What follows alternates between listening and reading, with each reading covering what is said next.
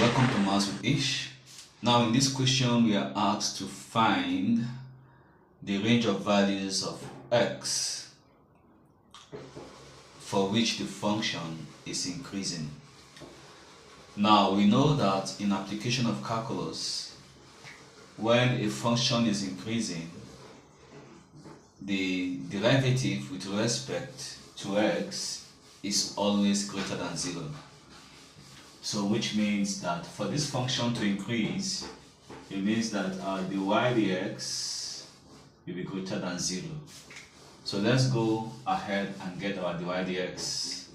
So our dy dx now, which is our derivative, the first derivative of this, differentiate this. If I differentiate this, I'm going to have 2x squared. If I differentiate this, I'm going to have x. If I differentiate this, I'm going to have 3.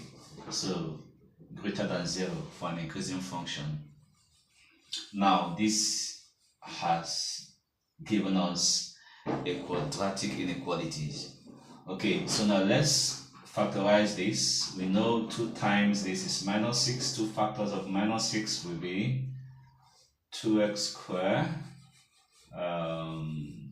minus 2x plus 3x minus 3, and then I factorize out the common term between these two. I'm left with x minus 1.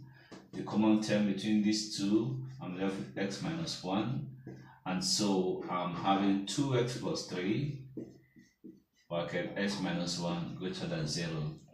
Okay, now remember that this is a quadratic inequality and we have factorized it to this term. Okay, now all we have to do now is to compare.